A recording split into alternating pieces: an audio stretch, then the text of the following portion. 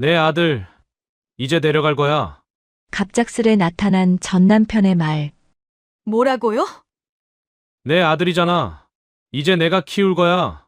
미나는 전 남편과 그 옆에 선 여자를 노려봤어요. 내가 낳았으니 나보고 키우라며. 조만간 데리러 갈 테니 그렇게 알아. 너무도 당당한 태도에 어이가 없었습니다. 5년 동안 연락도 없더니만 뭐라고? 네가 5년 키웠으면 됐잖아. 애한테 잘 설명해놔. 사연 시작 전에 무료로 할 수 있는 구독과 좋아요 부탁드립니다. 건강합시다 댓글 남겨주시면 저도 건강을 기원하며 인사드리겠습니다. 채미나는 새벽 4시면 어김없이 눈을 떴습니다. 알람이 울리기도 전에 저절로 잠에서 깨는 게 벌써 몇 년째였어요. 이불을 걷어차고 일어나 세수를 하고 나면 아버지의 제빵실에서는 이미 오븐이 예열되고 있었죠. 미나가 제빵실 문을 열고 들어서자 따뜻한 공기가 얼굴을 감쌌습니다.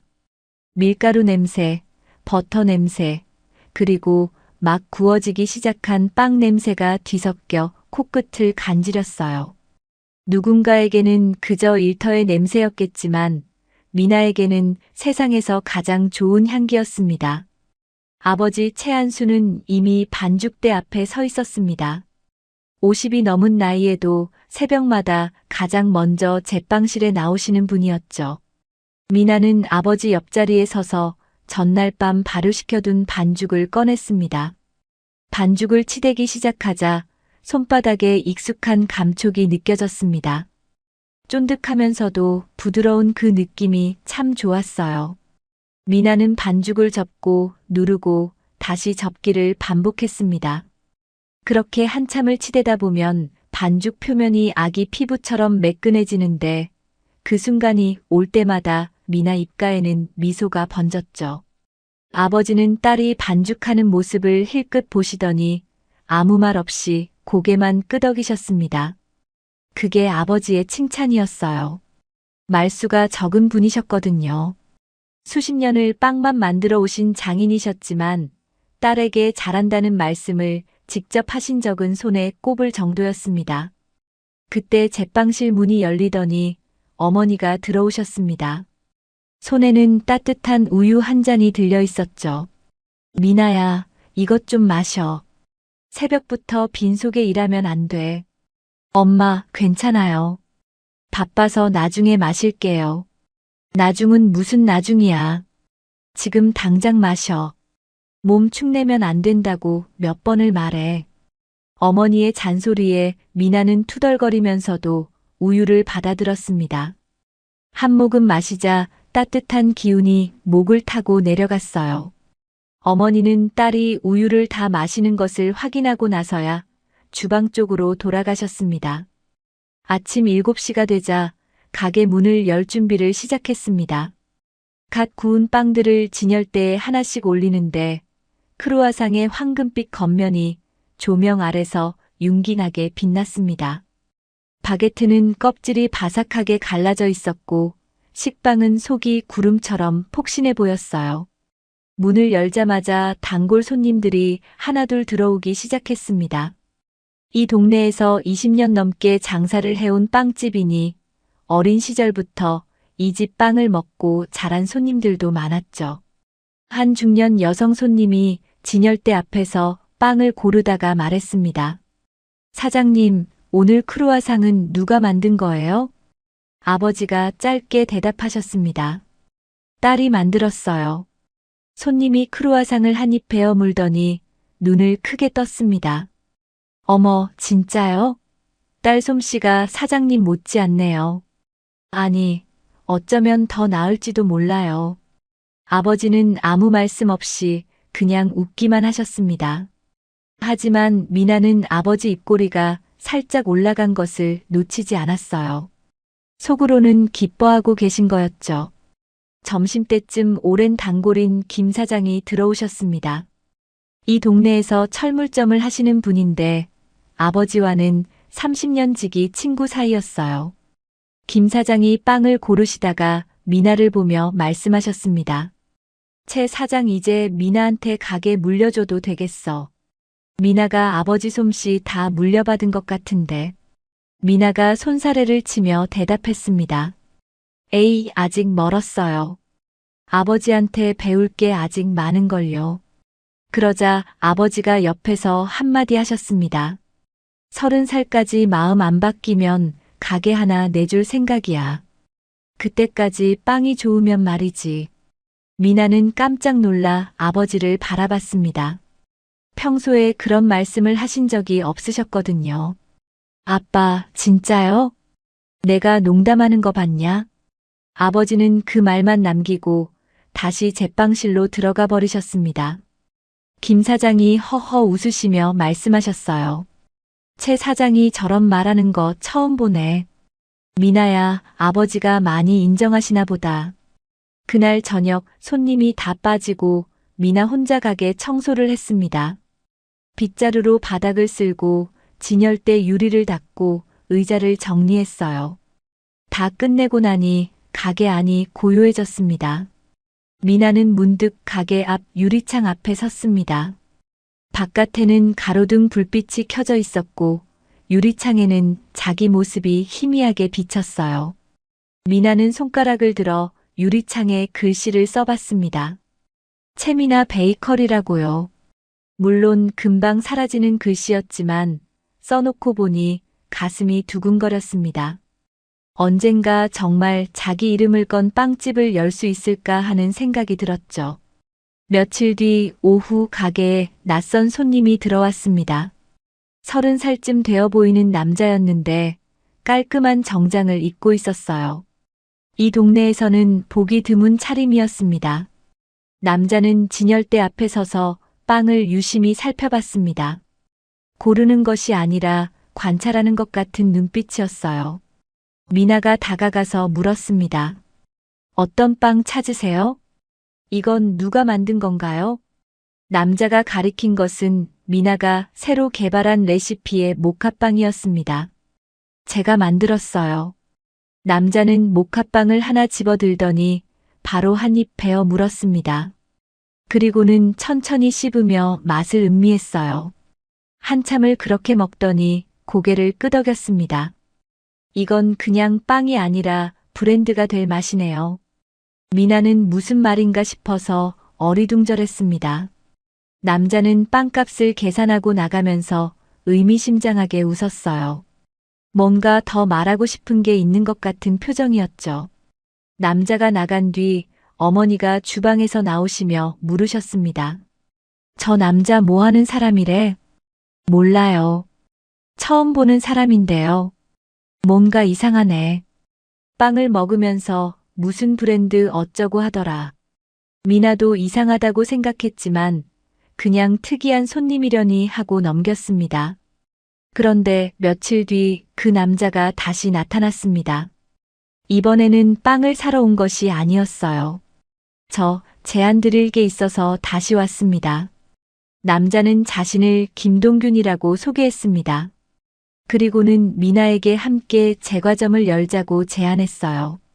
제가요? 저는 아직 많이 부족한데요. 아닙니다. 당신 같은 사람이 필요합니다. 제가 사업 쪽은 맡을 테니 당신은 빵만 만들어주세요. 동규는 명함을 건네며 말했습니다. 생각해 보시고 연락 주세요. 기다리겠습니다.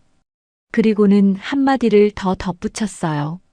솔직히 말씀드리면 저 처음에 빵 때문에 왔다가 당신한테 관심이 생겼습니다. 미나는 갑작스러운 고백에 얼굴이 빨개졌습니다. 뭐라고 대답해야 할지 몰라서 그냥 서 있기만 했어요. 그 장면을 아버지가 보고 계셨습니다. 아버지는 동균이 나간 뒤 미나에게 다가오셨어요. 저 남자 조심해라. 아빠, 그냥 사업 제안이에요. 사업 제안하러 온 놈이 왜 너한테 관심 생겼다는 말을 해. 눈빛이 영 찜찜하다. 아버지는 그 말을 남기고 제빵실로 들어가 버리셨습니다. 그날 밤 미나는 방에서 동균의 명함을 꺼내 한참 바라봤습니다. 깔끔하게 인쇄된 명함 위에 김동균이라는 이름과 연락처가 적혀 있었어요. 창업이라는 단어가 머릿속에서 맴돌았습니다. 내 이름을 건 가게를 가질 수 있다면 어떨까? 아버지 밑에서 배우는 것도 좋지만 내 실력으로 인정받아 보고 싶다는 생각이 들었어요. 하지만 아버지의 경고도 귓가에 맴돌았습니다. 미나는 명함을 서랍에 넣고 불을 껐지만 쉽게 잠이 오지 않았습니다. 창밖으로 보이는 달빛이 유난히 밝은 밤이었어요. 미나는 뒤척이다가 결국 다시 명함을 꺼내 들었습니다. 어둠 속에서 명함의 글씨는 보이지 않았지만 손끝에 느껴지는 그 종이의 감촉이 자꾸만 마음을 흔들었죠. 며칠 뒤 미나는 결국 동균에게 연락을 했습니다. 명함에 적힌 번호를 누르는 손가락이 떨렸어요. 신호음이 2번 울리자 동균의 목소리가 들려왔습니다. 연락 주실 줄 알았습니다. 내일 시간 되세요? 다음 날 오후 미나는 동균이 알려준 카페로 나갔습니다. 가게 일이 끝난 뒤라 피곤했지만 묘하게 설레는 마음이 있었어요. 카페는 미나가 평소에 가본 적 없는 곳이었습니다. 통유리창으로 햇살이 쏟아져 들어오고 하얀 대리석 테이블 위에는 작은 꽃병이 놓여 있었죠. 동균은 이미 와서 기다리고 있었습니다. 테이블 위에는 두툼한 서류 파일이 놓여 있었어요. 와주셔서 감사합니다. 앉으세요. 미나가 자리에 앉자 동균은 서류 파일을 열었습니다. 안에는 사업 계획서가 들어 있었어요. 가게 위치, 인테리어, 콘셉트, 예상 매출까지 꼼꼼하게 정리되어 있었습니다. 여기 보세요. 가게는 이 상권의 열생각입니다. 유동 인구가 많고 젊은 층이 많이 다니는 곳이에요. 미나는 계획서를 한 장 한 장 넘겨봤습니다. 이렇게 체계적으로 정리된 사업 계획서는 처음 봤어요. 아버지 가게는 그냥 오래전부터 해오던 방식대로 운영해 왔거든요. 가게가 전국적으로 유명해졌어도 마찬가지였죠. 그리고 가장 중요한 건 이겁니다. 동균이 한 페이지를 가리켰습니다.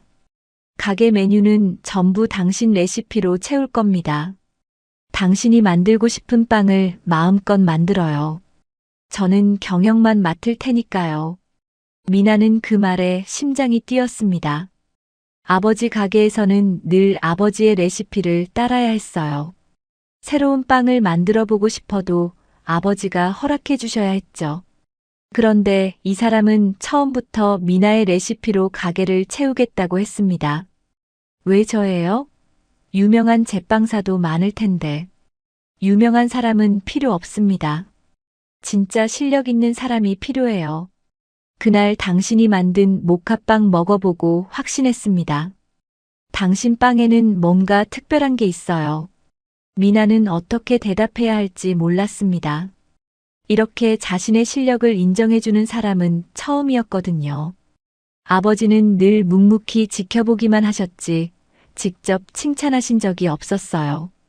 카페를 나온 뒤에도 미나는 계속 동균의 말을 곱씹었습니다.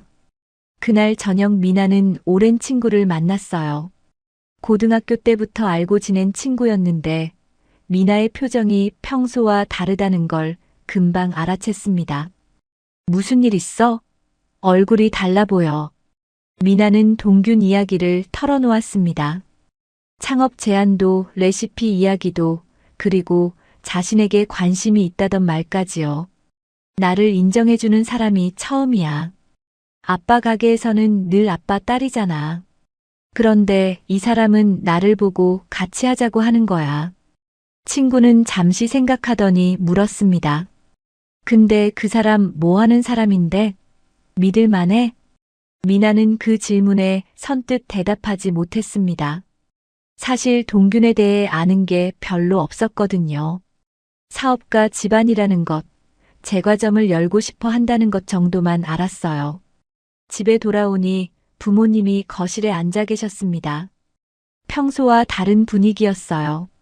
아버지는 팔짱을 끼고 있었고 어머니는 불안한 표정이었습니다. 미나야, 앉아봐.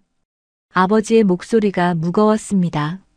미나는 무슨 일인가 싶어서 조심스럽게 앉았어요. 요즘 그 남자 자주 만나는 거 알아? 뭐 하는 사람이냐? 미나는 솔직하게 말씀드렸습니다. 동균이 창업 제안을 했다는 것, 함께 빵집을 열자고 했다는 것을요. 아버지의 표정이 굳어졌습니다. 그 남자 집안이 뭔지 알아? 뭘로 돈 버는 사람인지 알고 따라가겠다는 거냐? 미나는 대답하지 못했습니다. 모르니까요. 제대로 준비도 안 된 남자를 왜 믿어? 사업 계획서 몇 장 보여줬다고 다 믿냐? 세상이 그렇게 만만한 줄 알아? 아버지의 말씀에 미나는 속이 상했습니다. 물론 아버지 말씀이 틀린 건 아니었어요. 하지만 왠지 자신의 판단을 무시당하는 것 같았습니다. 아빠, 저도 이제 다 컸어요. 제 인생은 제가 결정할 수 있어요. 뭐, 다 컸다고? 아빠 가게에 평생 있으면 전 평생 아빠 딸일 뿐이에요. 제 이름으로 뭔가 해보고 싶어요. 아버지는 말없이 미나를 바라보셨습니다. 그 눈빛이 너무 차가워서 미나는 고개를 돌렸어요. 거실에 무거운 침묵이 내려앉았습니다. 그날 밤 미나는 방에서 혼자 앉아 있었습니다. 문이 살짝 열리더니 어머니가 들어오셨어요. 미나야, 잠깐 얘기 좀 하자. 어머니는 미나 옆에 앉으셨습니다. 한참을 말없이 앉아 계시다가 조용히 입을 여셨어요. 엄마는 내가 행복하면 돼. 근데 조금만 더 생각해봐. 그 남자가 진짜 너를 위하는 건지 아니면 내 실력만 이용하려는 건지. 엄마, 그 사람 그런 사람 아니에요. 엄마가 틀렸으면 좋겠다. 근데 사람 마음은 아무도 몰라. 시간을 두고 천천히 알아가 봐. 어머니는 그 말만 남기고 방을 나가셨습니다. 미나는 어머니의 말씀이 마음에 걸렸지만 이미 마음은 기울어져 있었어요. 다음 날부터 동규는 더 적극적으로 미나에게 다가왔습니다. 가게가 끝나면 데리러 와서 저녁을 사줬고 함께 상가 자리를 보러 다녔어요. 어느 날 동균이 꽃다발을 들고 나타났습니다. 빨간 장미가 아니라 미나가 좋아하는 연분홍 작약이었어요. 이거 어떻게 알았어요? 제가 작약 좋아하는 거. 지난번에 카페에서 작약 보고 예쁘다고 하셨잖아요. 기억했어요. 미나는 가슴이 뭉클했습니다. 이렇게 자신의 말을 기억해주는 사람이 있다는 게 감동이었어요. 당신이 없으면 이 사업은 의미가 없어요. 당신 재능을 세상에 보여주고 싶습니다. 동균의 말에 미나는 결심했습니다. 이 사람과 함께 해보자고요. 그 결심을 부모님께 말씀드리자 집안은 난리가 났습니다. 아버지는 크게 화를 내셨고 어머니는 눈물을 흘리셨어요. 아빠 말 안 들을 거면 나가라. 나중에 후회해도 다시 들어올 생각 마라. 아버지의 말씀에 미나도 물러서지 않았습니다. 나갈게요. 제 인생이니까요. 짐을 싸는 날 아버지는 방에서 나오지 않으셨습니다. 미나가 현관문을 열자 어머니만 따라 나오셨어요. 어머니는 말없이 봉투 하나를 미나 손에 쥐어주셨습니다. 밥은 꼭 챙겨 먹어. 바빠도 굶지 말고.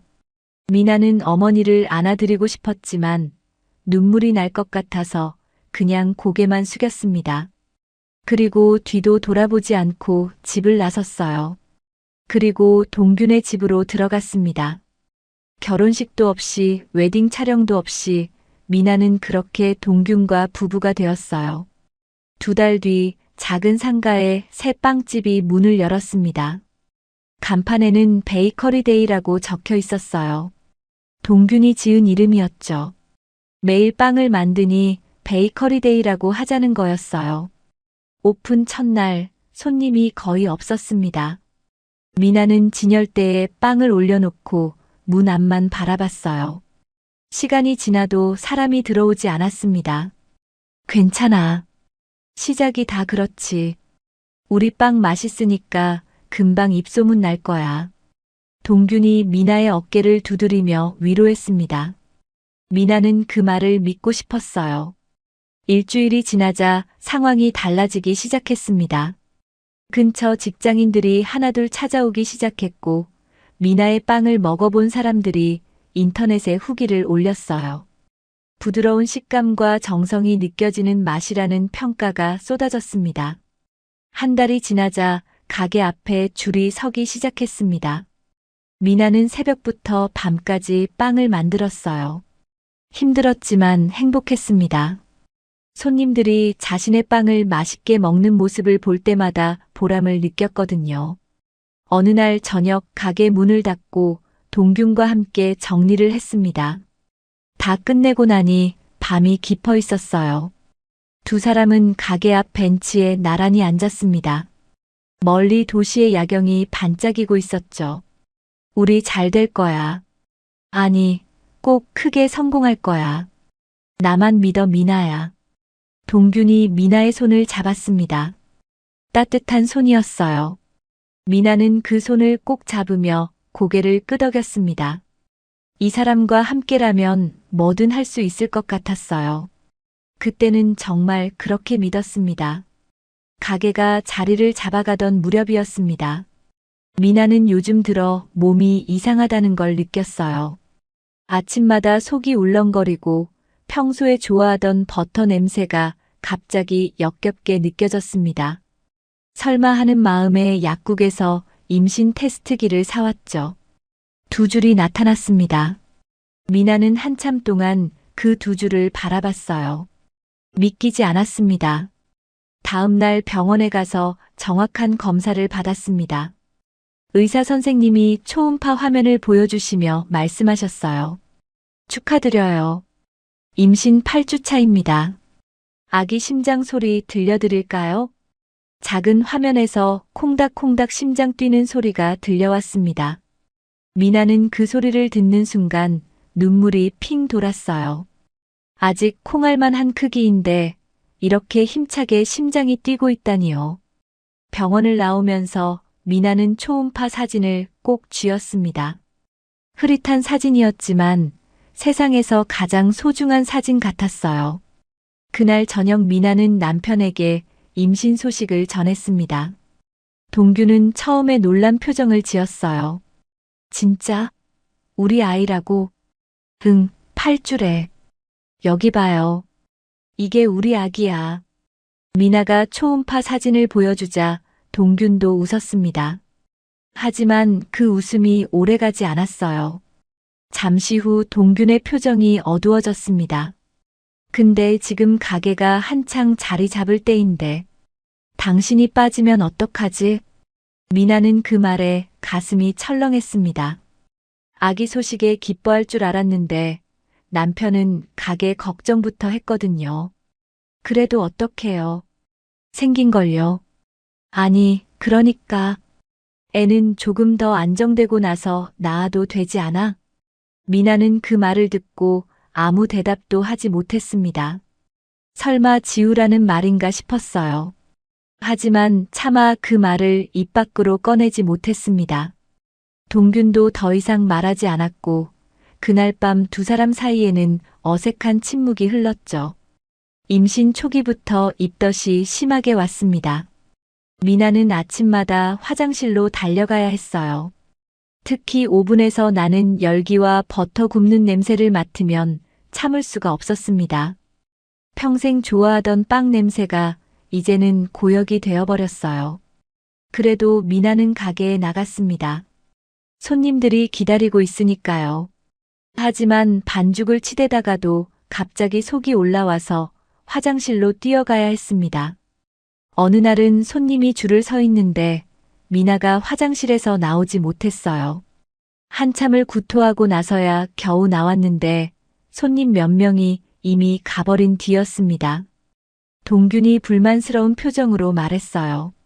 당신이 이러면 장사를 어떻게 해? 손님이 기다리다 그냥 갔잖아. 미나는 아무 말도 못하고 고개만 숙였습니다. 미안한 마음도 있었지만 서운한 마음이 더 컸어요. 아픈 건 자기인데 남편은 위로는커녕 장사 걱정만 했으니까요. 결국 동규는 다른 제빵사를 급하게 고용했습니다. 미나가 쓰던 레시피를 그대로 전해줬어요. 재료 배합부터 굽는 온도까지 꼼꼼하게 적어서 넘겼습니다. 하지만 새 제빵사가 만든 빵은 미나의 빵과 달랐습니다. 레시피는 똑같은데 맛이 달랐어요. 손맛이라는 게 있는 거였죠. 미나가 반죽할 때 손에 실리는 힘, 오븐을 지켜보는 타이밍, 그런 것들이 미묘하게 맛을 바꿔놓았습니다. 단골 손님들이 하나둘 눈치를 챘습니다. 한 손님이 빵을 먹다가 물었어요. 요즘 빵 맛이 좀 달라진 것 같은데요. 사장님이 안 만드시나 봐요? 직원이 어물어물 대답했습니다. 사장님이 좀 편찮으셔서요. 아, 그래요?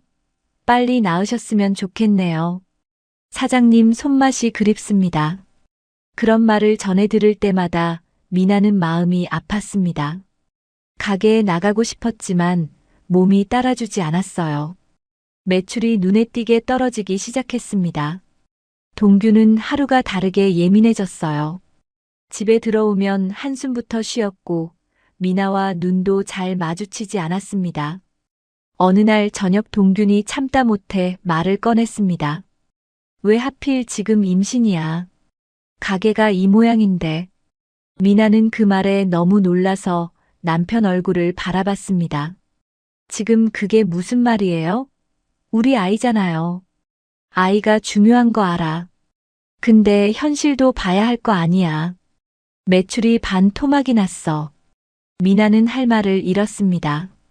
남편이 이렇게까지 말할 줄은 몰랐거든요. 동규는 더 이상 말하지 않고 한숨만 쉬더니 현관문을 열고 나가버렸습니다. 미나는 혼자 소파에 앉아 배를 쓰다듬었습니다. 아직 티도 안 나는 작은 배였어요. 눈물이 흘러내렸지만 소리내어 울지는 않았습니다. 뱃속 아기한테 들릴까봐요. 출산은 겨울이었습니다. 아들이 태어났어요. 작고 빨간 얼굴로 세상에 나온 아기를 보는 순간 미나는 모든 서러움을 잊었습니다. 이 아이를 위해서라면 뭐든 할 수 있을 것 같았어요. 하지만 기쁨도 잠시였습니다. 출산한 지 보름도 안 돼서 미나는 가게로 돌아갔어요. 산후조리원 같은 건 생각도 못했습니다. 가게가 너무 힘들다는 남편의 전화를 받았거든요. 아침에 일어나 아기 분유를 먹이고 포대기에 아기를 업은 채로 가게로 출근했습니다. 몸이 천근만근이었어요. 출산 후유증으로 허리가 아팠고 밤새 아기 보느라 잠도 제대로 못 잤습니다. 가게 문을 열고 들어서는데 다리가 후들거려서 벽을 짚어야 했어요. 그래도 반죽대 앞에 서면 손이 저절로 움직였습니다. 반죽을 치대고 빵을 굽고 손님을 맞았어요. 아기가 울면 잠깐 뒤로 가서 달래고 다시 나왔습니다. 직원이 걱정스러운 얼굴로 말했습니다. 사장님 좀 쉬세요. 제가 할 수 있는 건 할게요. 괜찮아요. 이 정도는 할 수 있어요. 미나는 억지로 웃었습니다. 괜찮지 않았지만 괜찮은 척해야 했어요. 아기를 위해서, 가게를 위해서 버텨야 했습니다. 미나가 돌아오자 손님들도 다시 늘기 시작했습니다. 미나의 손맛을 기억하는 단골들이 돌아왔거든요. 가게는 다시 활기를 찾아갔어요. 하지만 남편 동규는 점점 변해갔습니다. 예전처럼 가게 일을 열심히 하지 않았어요. 저녁이면 어딘가로 나가서 늦게 들어왔고 주말에도 집에 없는 날이 많았습니다. 어디 가냐고 물으면 사람 만난다고만 했어요.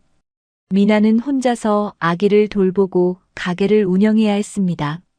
새벽에 일어나 빵 반죽을 하고 아기 밥을 먹이고 가게 문을 열고 손님을 맞고 정리하고 집에 돌아와 아기 목욕시키고 재웠어요.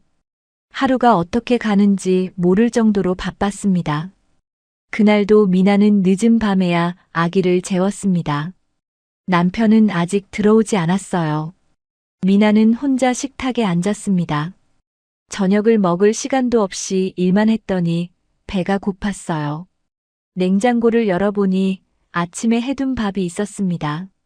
전자레인지에 데울 힘도 없어서 그냥 찬밥을 떠먹었어요. 반찬도 없이 김치 하나 올려서 먹었습니다. 밥알이 목에 걸리는 것 같았지만 꾹꾹 삼켰어요. 식탁 위 시계를 보니 밤 11시가 넘어 있었습니다. 남편은 여전히 오지 않았어요. 미나는 빈 그릇을 내려놓고 한참을 멍하니 앉아 있었습니다. 조용한 집안에 시계 초침 소리만 똑딱똑딱 울렸어요. 언제부터 이렇게 됐는지 모르겠다는 생각이 들었습니다. 분명 행복할 줄 알았는데 지금 이 모습은 상상했던 것과 너무 달랐어요. 힘든 나날이 계속됐지만 미나에게는 버틸 이유가 있었습니다. 바로 아들 승호였어요. 승호가 웃는 모습을 볼 때마다 미나는 지친 마음이 녹아내리는 것 같았습니다. 승호가 돌이 지나고 말을 배우기 시작할 무렵이었어요. 그날도 미나는 가게 일을 마치고 집에 돌아왔습니다. 승호는 거실 바닥에 앉아서 그림책을 보고 있었어요. 미나가 옆에 앉자 승호가 책을 들어 보였습니다. 바다 동물이 나오는 그림책이었죠.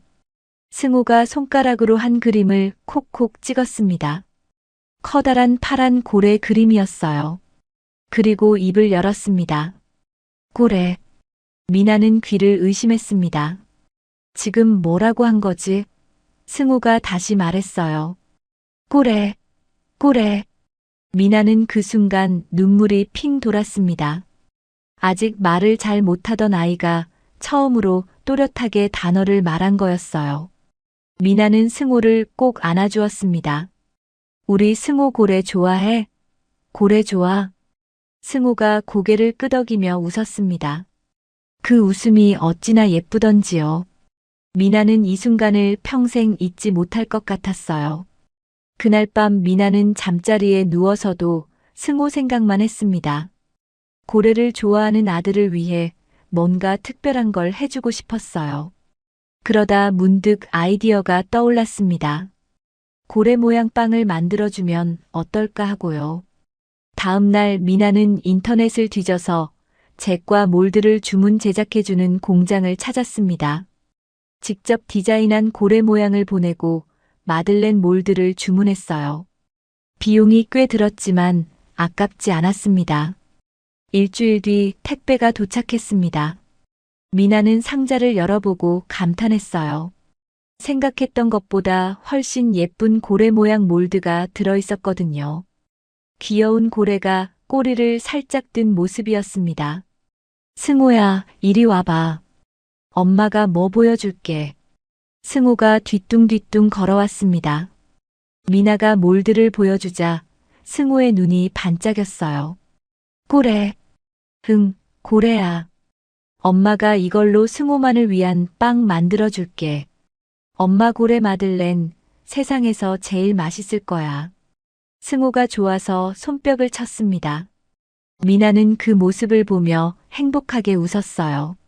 미나는 바로 레시피 개발에 들어갔습니다. 아이들이 먹을 거니까 건강한 재료만 써야겠다고 생각했어요.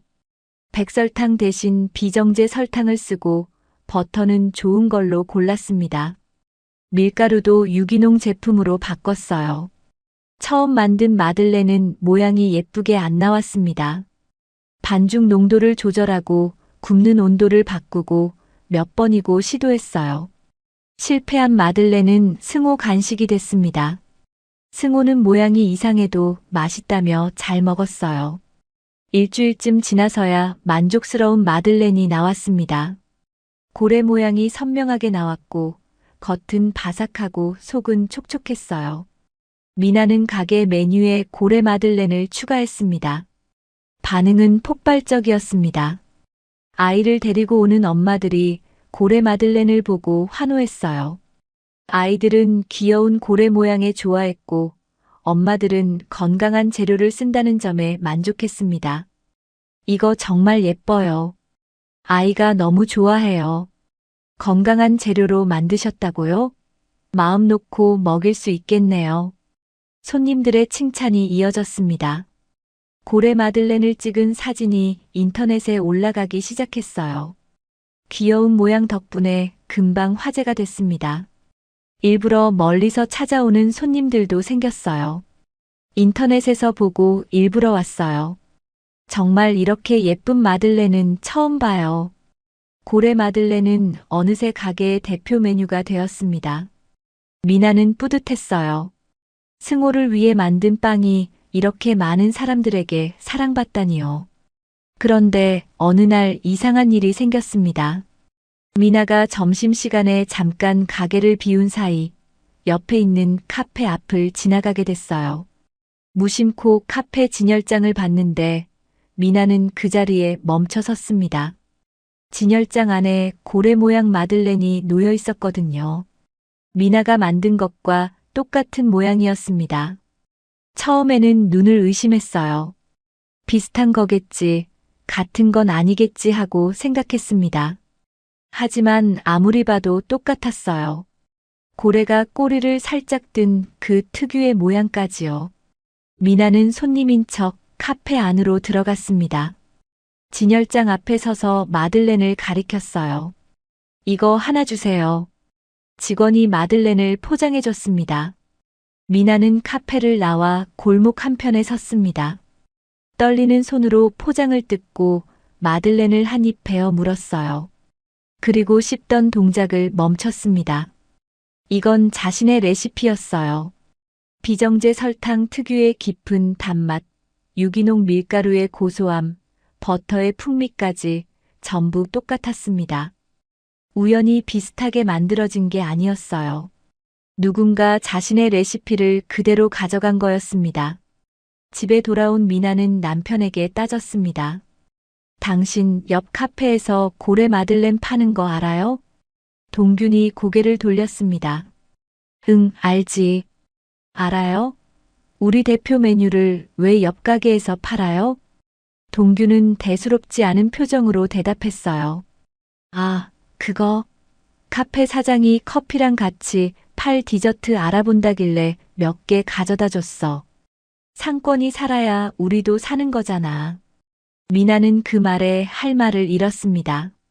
몇 개 가져다 줬다고요? 그게 말이 되는 소리인가요? 그래도 나한테 말은 해야지. 내가 만든 빵인데 왜 마음대로 줘요? 동균의 표정이 변했습니다. 짜증이 섞인 목소리로 말했어요. 별일 아닌 걸로 왜 이렇게 예민하게 굴어? 동네 장사하면서 서로 돕고 사는 거지. 뭐가 문제야? 미나는 더 이상 말하지 못했습니다. 남편은 문제가 뭔지 모르는 것 같았어요. 아니, 알면서도 모른 척 하는 것 같았습니다.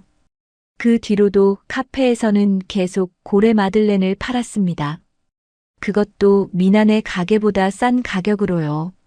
미나는 카페 앞을 지나갈 때마다 가슴이 답답했어요. 자기가 승호를 위해 만든 빵인데 옆 가게에서 버젓이 팔리고 있으니까요. 며칠 뒤 미나는 이상함을 느꼈습니다. 단순히 몇 개 가져다 준 것 치고는 카페에서 너무 오래 팔고 있었거든요. 재료가 떨어지면 더 못 만들 텐데 어떻게 계속 같은 맛이 나는 걸까요? 미나는 고래 몰드를 만들어준 공장에 전화를 걸었습니다. 안녕하세요. 몇 달 전에 고래 마들렌 몰드 주문했던 사람인데요. 혹시 같은 몰드 추가 주문한 적 있나요? 공장 사장이 잠시 확인하더니 대답했습니다. 아, 네. 남편분이 2달 전에 오셔서 같은 몰드 추가로 주문해 가셨는데요. 미나는 전화를 들고 멈췄습니다. 남편이 몰드를 추가로 주문했다고요? 네. 남편이요? 네, 처음에 주문하실 때 같이 오셨던 분이요. 같은 디자인으로 10개 더 만들어 달라고 하셨어요. 미나는 아무 말도 못하고 전화를 끊었습니다. 머릿속이 하얘졌어요. 남편이 몰래 몰드를 추가로 주문해서 옆 카페에 줬다는 말이었습니다. 그러니까 카페에서 계속 똑같은 마들렌을 만들 수 있었던 거예요. 미나는 한참 동안 소파에 앉아 있었습니다. 손에 쥔 전화기가 무겁게 느껴졌어요. 왜 그랬을까요? 남편은 왜 자신 몰래 몰드를 주문해서 다른 가게에 줬을까요? 아무리 생각해도 이해가 되지 않았습니다. 창밖으로 해가 기울고 있었습니다. 곧 승호를 어린이집에서 데려와야 할 시간이었어요. 미나는 무거운 몸을 일으켜 세웠습니다. 마음속에는 알 수 없는 불안감이 자리 잡고 있었죠. 무언가 잘못되어 가고 있다는 느낌이 들었지만 그게 정확히 뭔지는 아직 몰랐습니다. 그날 저녁 미나는 남편이 들어오기를 기다렸습니다. 공장 사장에게 들은 이야기가 머릿속에서 떠나지 않았어요. 남편이 몰래 몰드를 추가 주문해서 옆 카페에 줬다는 사실이 도저히 믿기지 않았습니다. 밤 10시가 넘어서야 현관문이 열렸습니다. 남편이 들어오자 미나는 바로 물었어요. 당신 고래 몰드 추가로 주문한 거 맞아요? 동규는 신발을 벗다가 멈칫했습니다. 하지만 금방 태어난 표정을 지었어요. 누구한테 들었어? 공장에 전화했어요. 2달 전에 10개나 더 주문해 갔다면서요? 동규는 한숨을 쉬며 거실로 들어왔습니다. 미나를 똑바로 쳐다보지 않았어요. 그래, 주문했어. 그게 뭐 어때서? 미나는 그 말에 가슴이 턱 막혔습니다. 뭐가 어떠냐고요? 자기가 아들을 위해 만든 빵인데 왜 마음대로 다른 가게에 넘기느냐고요? 왜 나한테 말 안 했어요? 내가 만든 레시피잖아요. 내가 승호를 위해서 만든 빵이에요. 동균이 갑자기 목소리를 높였습니다. 그 정도 인정도 없어? 동네 상권이 잘 돼야 우리도 잘 되는 거잖아. 옆 카페 장사 잘 되면 거기 손님들이 우리 가게도 오는 거야. 미나는 어이가 없었습니다. 그게 무슨 논리인가요? 같은 빵을 더 싸게 파는 가게가 옆에 있으면 손님이 거기로 가지 왜 이쪽으로 오겠어요? 말이 안 되잖아요. 왜 나한테 숨겼어요? 미나가 다시 묻자 동규는 아무 대답도 하지 않았습니다. 그냥 방으로 들어가더니 문을 닫아버렸어요. 미나는 닫힌 문 앞에 서서 한참을 바라봤습니다. 뭔가 크게 잘못되어 가고 있다는 걸 느꼈지만 그게 정확히 뭔지는 아직 몰랐어요. 그 뒤로 가게 사정은 눈에 띄게 나빠졌습니다. 옆 카페에서 고래 마들렌을 미나네 가게보다 500원이나 싸게 팔았거든요. 커피와 함께 마들렌을 먹을 수 있으니 손님들 입장에서는 카페가 더 편했습니다. 하나둘 손님이 줄기 시작했어요. 예전에는 줄을 서야 살 수 있던 고래 마들렌이 이제는 진열대에 남아돌았습니다. 미나는 저녁마다 팔리지 않은 빵을 정리해야 했어요. 혼자 텅 빈 가게에 앉아 빵을 봉투에 담으면서 눈물이 날 것 같았습니다. 그러던 어느 날이었습니다. 가게 직원이 조심스럽게 미나에게 다가왔어요. 미나보다 2살 어린 직원이었는데 얼굴이 굳어 있었습니다. 사장님, 드릴 말씀이 있는데요. 응, 뭔데? 직원이 한참을 망설이다가 입을 열었습니다. 어제 저녁에 제가 본 건데요. 말씀드려야 할지 모르겠어서 고민 많이 했어요. 미나는 불안한 마음이 들었습니다. 직원의 표정이 너무 심각했거든요. 뭘 봤는데? 직원이 핸드폰을 꺼내 화면을 보여줬습니다. 거기에는 사진이 한 장 있었어요. 어두운 골목에서 찍은 사진이었는데 남자와 여자가 함께 걸어가는 뒷모습이었습니다. 이게 뭐야? 어젯밤에 퇴근하고 집에 가는 길이었어요. 저기 모텔 있는 골목 아시죠? 거기서 사장님 남편분이랑 옆 카페 사장님이 같이 들어가는 걸 봤어요.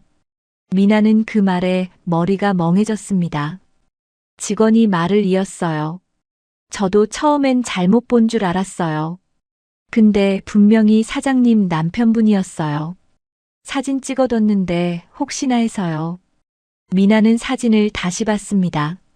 남자의 뒷모습, 걸음걸이, 입고 있는 옷까지 전부 남편이 맞았어요. 옆에 있는 여자는 카페 사장 정아였습니다. 손이 떨리기 시작했습니다. 핸드폰을 쥐고 있던 손에서 힘이 빠져서 폰이 바닥에 떨어졌어요. 직원이 황급히 주워서 건넸지만 미나는 받지 못했습니다. 온몸이 굳어버린 것 같았거든요. 그날 밤 미나는 거실에 불을 켜놓고 남편을 기다렸습니다. 승호는 이미 재워놓았어요. 시계 초침 소리만 똑딱똑딱 울리는 조용한 밤이었습니다. 자정이 넘어서야 현관문이 열렸습니다. 남편이 들어오다가 불이 켜진 거실을 보고 멈춰 섰어요. 왜 안 자고 있어? 미나는 대답하지 않았습니다. 그냥 남편을 바라봤어요. 한참을 바라보다가 입을 열었습니다. 어디 갔다 와요? 응, 사람 만났어. 누구요? 남편이 잠시 말을 멈췄습니다. 그리고 미나를 바라보더니 소파에 털썩 앉았어요. 알고 물어보는 거지. 미나의 심장이 쿵 내려앉았습니다. 알고 묻는 거냐니요. 그 말은 그러니까 사실이라는 뜻이잖아요. 카페 사장이랑 무슨 사이예요? 남편은 아무 말 없이 미나를 봤습니다. 부정하지 않았어요. 변명도 하지 않았습니다. 그 침묵이 모든 걸 말해주고 있었죠. 우리 이혼하자. 남편의 입에서 그 말이 나왔습니다. 미나는 귀를 의심했어요. 뭐라고요? 이혼하자고. 정아가 임신했어. 나 정아랑 새 출발하고 싶어. 미나는 숨을 쉴 수가 없었습니다. 이혼이라고요? 정아가 임신했다고요? 이게 무슨 말도 안 되는 소리인가요? 당신 지금 뭐라는 거예요? 임신이라니? 그 여자랑 언제부터 그랬어요? 그건 중요하지 않아. 중요한 건 앞으로야. 미나는 그 말에 눈물이 터져 나올 것 같았지만 꼭 참았습니다. 울면 안 됐어요. 이 남자 앞에서는 울면 안 됐습니다. 승호는요? 승호는 어떡하고요? 그 말에 남편이 잠시 멈칫했습니다. 하지만 곧 대답했어요. 내가 키워. 난 새 출발할 거야. 아이는 내가 낳았잖아. 미나는 그 순간 할 말을 잃었습니다. 아이는 혼자 낳나요? 우리 둘의 아이인데 낳은 사람이 키우라고요? 이 사람이 정말 아이 아빠 맞나요? 남편은 더 이상 말하지 않고 방으로 들어가 버렸습니다. 미나는 혼자 거실에 앉아 있었어요. 눈물이 흘러내렸지만 소리는 내지 않았습니다. 승호가 깰까 봐요. 한참을 울다가 미나는 승호 방으로 갔습니다. 아이가 새근새근 자고 있었어요. 작은 얼굴, 오므린 입술, 평화로운 표정. 미나는 승호 옆에 누워서 아이 얼굴을 한참 바라봤습니다. 소리 없이 눈물만 흘러내렸어요. 이 아이는 아무 죄도 없는데, 엄마 아빠가 이렇게 되어버렸는데, 어떡하면 좋을까요? 미나는 아이 이마에 살짝 입술을 대고 속으로 말했습니다. 미안해, 승호야. 엄마가 잘못했어. 며칠 뒤 가게 정리 협의가 있었습니다. 남편은 이미 마음을 굳힌 것 같았어요. 미나를 보는 눈빛에 미안함 같은 건 없었습니다. 가게 정리하고 나오는 돈 절반씩 나누자. 그거면 됐지? 미나는 할 말이 많았습니다. 이 가게가 지금껏 굴러간 게 누구 덕분인데요. 새벽마다 일어나서 빵 만든 게 누구인데요. 아이 없고 반죽한 게 누구냐고요. 하지만 말하지 않았습니다. 이 남자랑 더 이상 엮여있고 싶지 않았거든요. 빨리 끝내고 떠나고 싶었어요. 알겠어요. 그렇게 해요. 미나는 그 말만 하고 일어섰습니다. 분했지만 참았어요. 승호를 위해서 빨리 정리하고 새 출발을 해야 했습니다. 짐을 싸는 날이 왔습니다. 미나는 승호 옷가지와 장난감, 그리고 꼭 필요한 살림만 챙겼어요. 이 집에서 가져갈 게 별로 없었습니다. 결혼하고 쌓인 건 살림보다 상처가 더 많았거든요.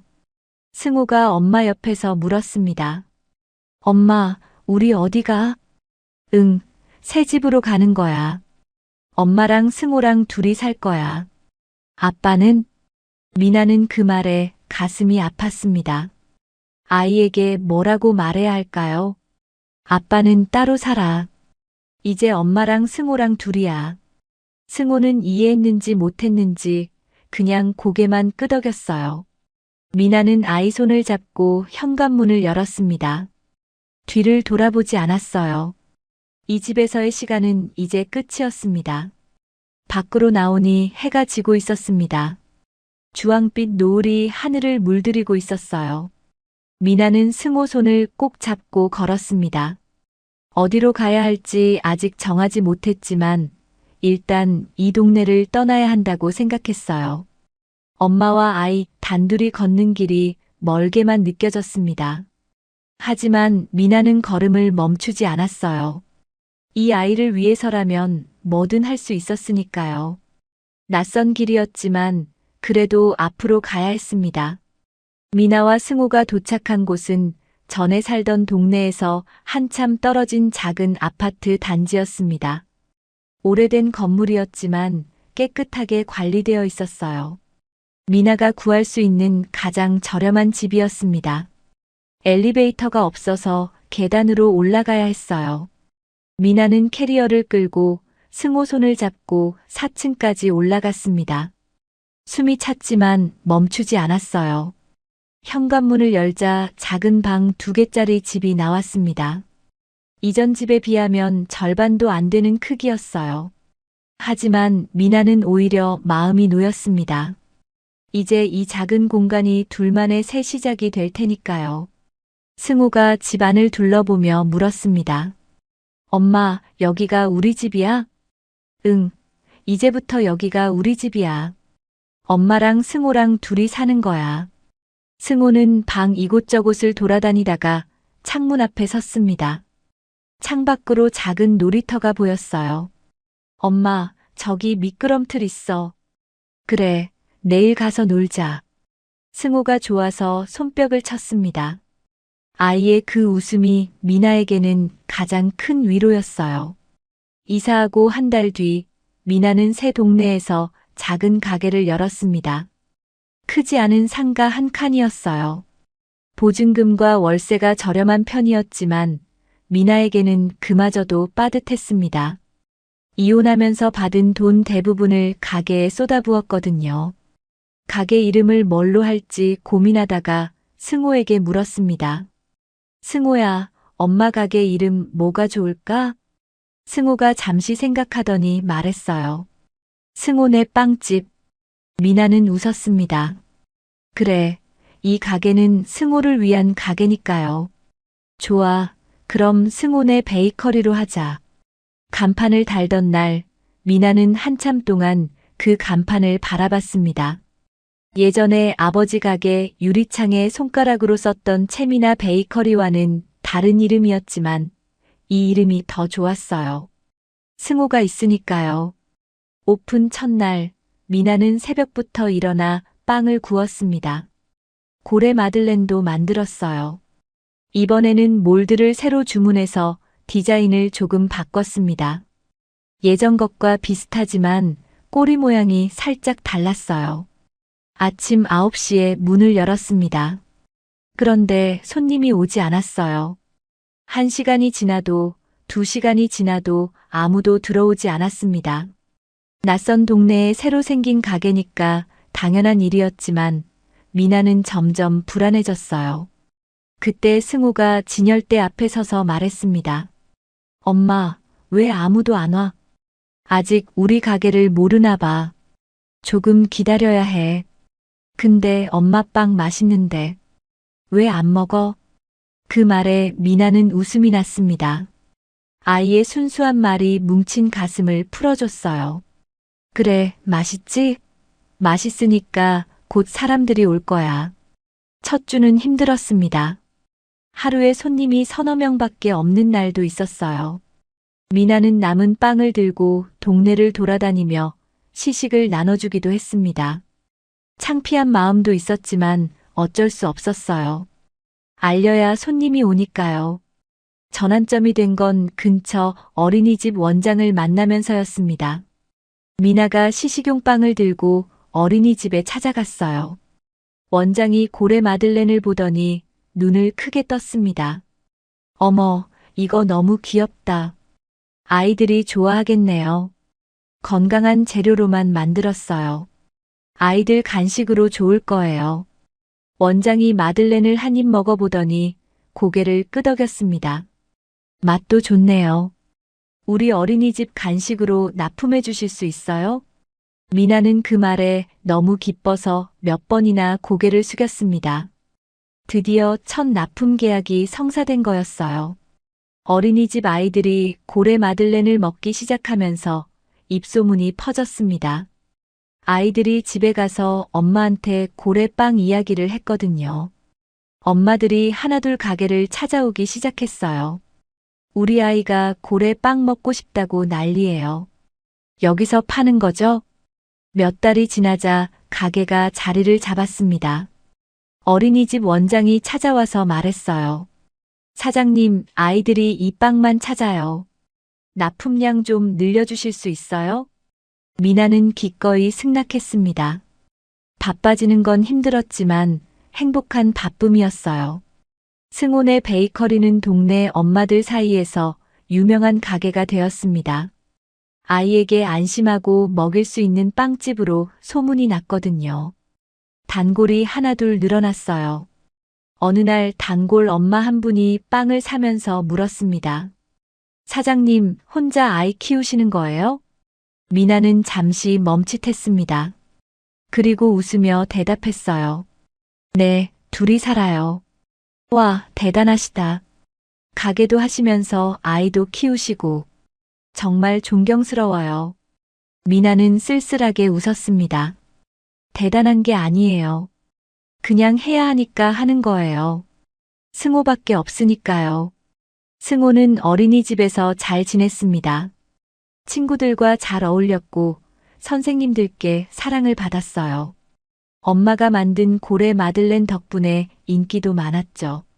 어린이집 졸업식 전날 밤 미나는 승호를 위해 특별한 케이크를 만들었습니다. 고래 모양 장식을 올린 작은 케이크였어요. 우와, 고래다. 엄마 최고. 승호가 좋아하는 모습을 보니 미나도 행복했습니다. 시간이 빠르게 흘렀습니다. 승호가 어린이집을 졸업하고 유치원에 들어갔어요. 유치원에서도 승호는 밝고 건강하게 잘 자랐습니다. 미나는 새벽마다 빵을 만들고 승호를 유치원에 보내고 가게를 운영했어요. 힘들었지만 보람 있는 나날이었습니다. 그리고 몇 년이 흘러 승호의 유치원 졸업식 날이 왔습니다. 미나는 아침 일찍 일어나 승호에게 새 옷을 입혔어요. 하얀 셔츠에 멜빵 바지를 입은 승호가 너무 귀여웠습니다. 우리 승호, 벌써 유치원 졸업이네. 엄마 눈에는 아직도 아기 같은데. 엄마, 나 아기 아니야. 이제 초등학생 형님이라고. 미나는 웃으며 승호 머리를 쓰다듬었습니다. 졸업식장에 도착하니 학부모들이 이미 많이 와 있었어요. 미나는 승호를 선생님께 맡기고 학부모 자리에 앉았습니다. 아이들이 졸업장을 받는 순서가 진행되는 동안 미나는 뿌듯한 마음으로 지켜봤어요. 그런데 졸업식 중간쯤 됐을 때였습니다. 강당 뒤쪽이 웅성거렸어요. 미나가 뒤를 돌아보니 심장이 멈추는 것 같았습니다. 전 남편 동균이 서 있었거든요. 옆에는 정아도 함께 있었습니다. 5년 만이었어요. 이혼하고 단 한 번도 연락이 없었는데 왜 여기에 나타난 거죠? 동균이 선생님에게 다가가 말하는 게 보였습니다. 안녕하세요. 저 승호 아빠입니다. 아이 졸업식이라 왔어요. 선생님이 어리둥절한 표정으로 미나 쪽을 봤어요. 미나는 가슴이 철렁했습니다. 정아는 마치 새엄마처럼 행동하며 다른 학부모들에게 인사를 했어요. 안녕하세요. 승호 아빠와 함께 왔어요. 주변 학부모들이 수군거리기 시작했습니다. 미나는 얼굴이 달아올랐지만 참았어요. 여기서 소란을 피울 수는 없었습니다. 승호의 졸업식이니까요. 졸업식이 끝나고 승호가 엄마에게 달려왔습니다. 그런데 승호 뒤에 동균이 따라오고 있었어요. 승호가 미나 품에 안기며 물었습니다. 엄마, 저 아저씨 누구야? 자꾸 나한테 말 걸어. 미나는 승호를 꼭 안으며 대답했어요. 집에 가자. 승호야. 그때 동균이 앞을 막았습니다. 잠깐만. 나 할 말 있어. 미나는 굳은 표정으로 동균을 바라봤어요. 뭔데요? 내 아들, 이제 데려갈 거야. 미나는 그 말에 귀를 의심했습니다. 뭐라고요? 지금 무슨 소리예요? 내 아들이잖아. 이제 내가 키울 거야. 미나는 어이가 없어서 말이 안 나왔어요. 5년 동안 연락도 없던 사람이 갑자기 나타나서 아이를 데려가겠다고요? 내가 낳았으니 내가 키우라고 할 땐 언제고 이제 와서? 동규는 표정 하나 바꾸지 않고 말했습니다. 법적으로 내가 아버지야. 조만간 데리러 갈 테니까 그렇게 알아. 미나는 아직도 5년 전 일이 생생했습니다. 정아와 새 출발을 하고 싶다며 아이도 데리고 가라고 했었죠. 5년 동안 연락도 없다가 이제 와서 무슨 소리예요? 양육비 한 푼도 안 보내놓고. 네가 5년 키웠으면 됐잖아. 애한테 잘 설명해놔. 동규는 그 말만 남기고 정아와 함께 떠나버렸습니다. 미나는 다리에 힘이 풀려서 그 자리에 주저앉을 것 같았어요. 승우가 엄마 얼굴을 올려다보며 물었습니다. 엄마, 왜 그래? 엄마 울어. 아니야, 안 울어. 괜찮아. 미나는 억지로 웃으며 승호 손을 잡았습니다. 그리고 졸업식장을 빠져나왔어요. 집으로 돌아오는 길, 미나는 승호 손을 꼭 잡고 걸었습니다. 머릿속이 복잡했어요. 동균이 왜 갑자기 나타났을까요? 5년 동안 아무 관심도 없던 사람이 왜 이제 와서 아이를 데려가겠다는 걸까요? 집에 도착해서 미나는 승호를 꼭 안아줬습니다. 이 아이를 절대 뺏기면 안 돼요. 무슨 일이 있어도 지켜야 해요. 미나는 승호의 작은 등을 쓰다듬으며 속으로 다짐했습니다. 어떻게든 방법을 찾아야 한다고요. 그날 밤 미나는 잠을 이룰 수 없었습니다. 승호를 재우고 나서 불을 끄고 누웠는데 아무리 눈을 감아도 잠이 오지 않았어요. 졸업식장에서 동균이 했던 말이 자꾸 머릿속을 맴돌았습니다. 내 아들 데려갈 거야. 법적으로 내가 아버지야. 미나는 살그머니 일어나 승호 방으로 갔습니다. 아이가 새근새근 자고 있었어요. 작은 입술을 오므리고 평화로운 얼굴로 자는 모습이 너무 예뻤습니다. 미나는 승호 옆에 앉아서 한참 동안 아이 얼굴을 바라봤어요. 이 아이를 절대 뺏길 수 없어요. 5년 동안 미나 혼자 키웠습니다. 밤새 아플 때 안아준 것도, 새벽마다 밥 먹인 것도, 어린이집 보내고 데려온 것도 전부 미나였어요. 그런데 이제 와서 데려가겠다니요? 도대체 왜 갑자기 나타났을까요? 미나는 밤새 그 이유를 생각했지만 알 수 없었습니다. 동균이 갑자기 승호를 찾는 데는 이유가 있었습니다. 동균 집안은 원래 사업가 집안이었어요. 시아버지가 건설 관련 사업을 했는데 꽤 큰 재산을 가지고 계셨죠. 동균은 그 재산을 물려받을 생각으로 살았습니다. 그런데 몇 달 전 아버지가 동균을 불러서 말씀하셨어요. 너 대체 언제 애를 데려올 거냐? 동균은 그 말에 당황했습니다. 아버지, 그게 무슨 말씀이세요? 손자 말이야. 내가 전처랑 낳은 아들 있잖아. 그 애를 데려와. 동균은 고개를 저었습니다. 아버지, 그 애는 전처가 키우고 있어요. 이제 와서 어떻게 데려와요? 그 말에 아버지가 책상을 내리쳤습니다. 대를 이을 손자도 없이 무슨 상속이야. 정아랑 산 지가 몇 년인데 아직도 애가 없어? 결혼도 이혼도 내 멋대로 하더니만 재혼도 멋대로고. 뭐 하나 제대로 하는 게 없어. 아버지의 목소리가 높아졌습니다. 손자를 데려오기 전까지는 재산 한 푼도 안 줄 거야. 알아서 해라. 동규는 아무 말도 못하고 아버지 앞에서 나왔습니다. 상속을 받으려면 손자를 데려와야 한다는 조건이었어요. 사실 동균과 정아 사이에는 아이가 없었습니다. 결혼하고 5년이 지났는데도 아이 소식이 없었어요. 동규는 처음에 정아가 유산한 뒤로 몸이 안 좋아서 그런 줄 알았습니다. 하지만 사실 정아는 임신한 적이 없었어요. 5년 전에 임신했다고 말했던 것도, 유산했다고 울었던 것도 전부 거짓말이었습니다. 미나와 이혼시키려고 꾸민 일이었죠. 정아는 아이를 낳을 생각이 전혀 없었습니다. 몸매가 망가지는 것도 싫었고 아이를 키우느라 자유를 잃는 것도 싫었어요. 그래서 결혼하고 나서도 몰래 피임약을 먹었습니다. 어느 날 저녁 정아는 화장대 앞에 앉아 거울을 보다가 서랍에서 피임약을 꺼냈어요. 한 알을 물과 함께 삼키고 서랍 깊숙이 다시 넣어두었습니다. 동규는 그 사실을 전혀 몰랐어요. 동균이 아버지에게서 돌아온 날 밤 정아에게 말했습니다. 아버지가 손자 없으면 상속 안 준다고 하셔. 우리 애는 언제쯤 생길까? 정아는 대답 대신 한숨만 쉬었어요. 나도 모르지. 몸이 안 좋은가 봐. 동규는 잠시 생각하다가 말했습니다. 유산한 뒤로 힘들었잖아. 다시 임신하면 또 힘들 수도 있고. 그러니까 승호를 데려오는 게 낫지 않을까? 정아는 그 말에 눈을 크게 떴어요. 승호? 전처 아들.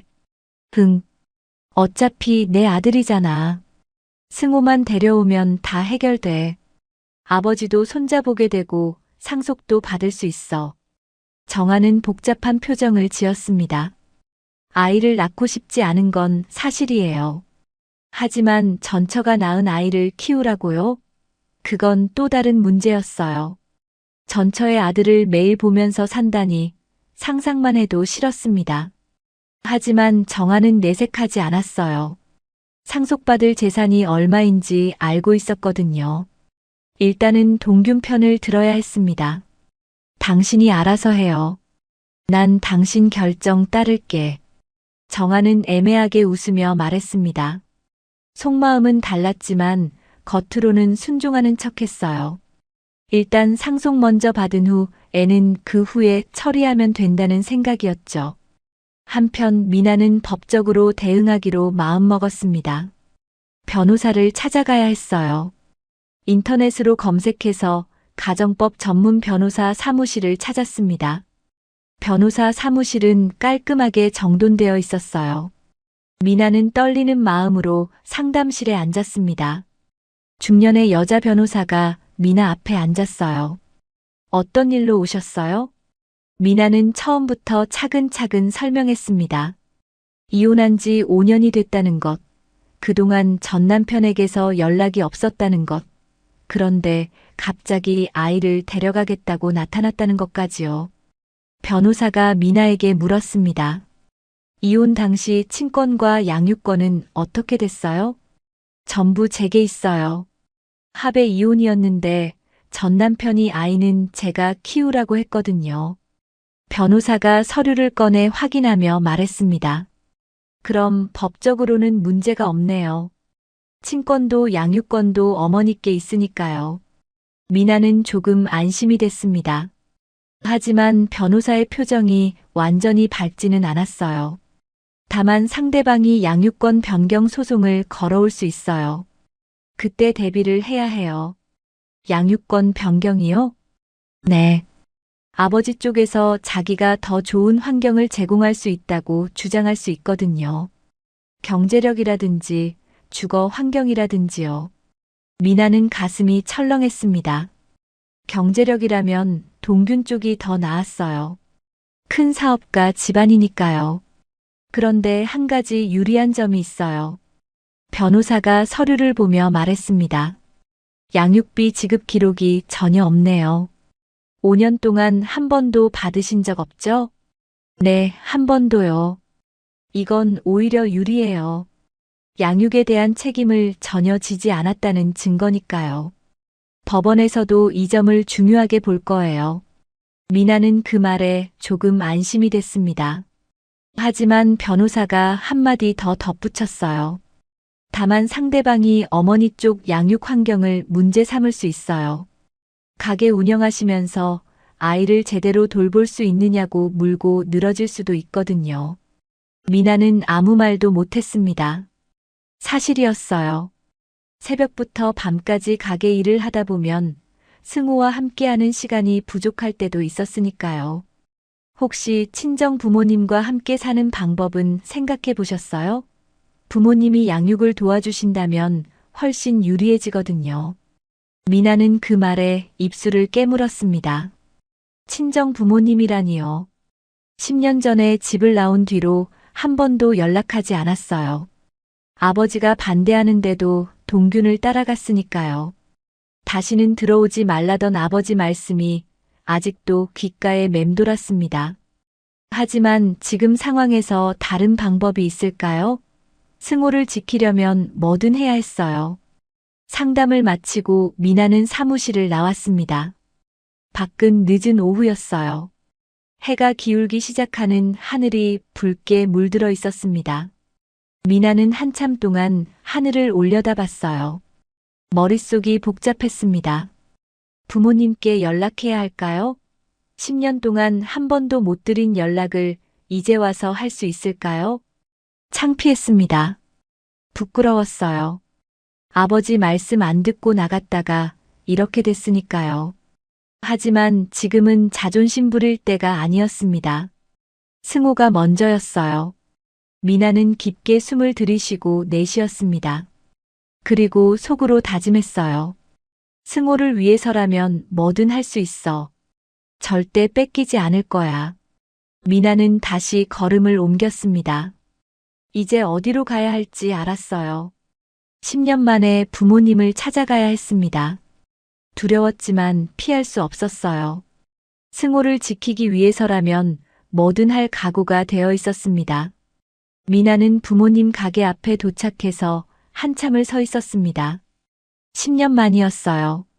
간판은 그대로였지만 가게가 조금 더 낡아 보였습니다. 유리창 너머로 아버지가 빵을 진열하는 모습이 보였어요. 머리가 많이 하얘지셨더라고요. 미나는 발이 떨어지지 않았습니다. 들어가야 하는데 용기가 나지 않았어요. 10년 전 집을 나갈 때 아버지가 뭐라고 하셨죠?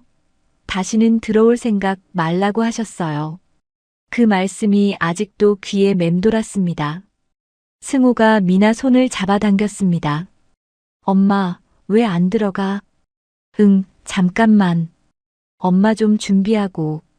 미나는 깊게 숨을 쉬었습니다. 승호를 위해서야. 자존심 따질 때가 아니야. 미나는 승호에게 말했어요. 승호야, 여기서 잠깐만 기다려. 엄마 먼저 들어갔다 올게. 승호가 고개를 끄덕였습니다. 미나는 가게 문을 열고 안으로 들어갔어요. 종소리가 울렸습니다. 아버지가 고개를 들었어요. 미나와 눈이 마주쳤습니다. 아버지는 한동안 아무 말 없이 미나를 바라보셨어요. 어머니가 주방에서 나오다가 미나를 보고 멈춰 섰습니다. 미나야? 어머니의 목소리가 떨렸어요. 미나는 그 자리에서 무릎을 꿇었습니다. 눈물이 쏟아졌어요. 아빠, 엄마, 죄송해요. 아빠 말 들었어야 했어요. 제가 잘못했어요.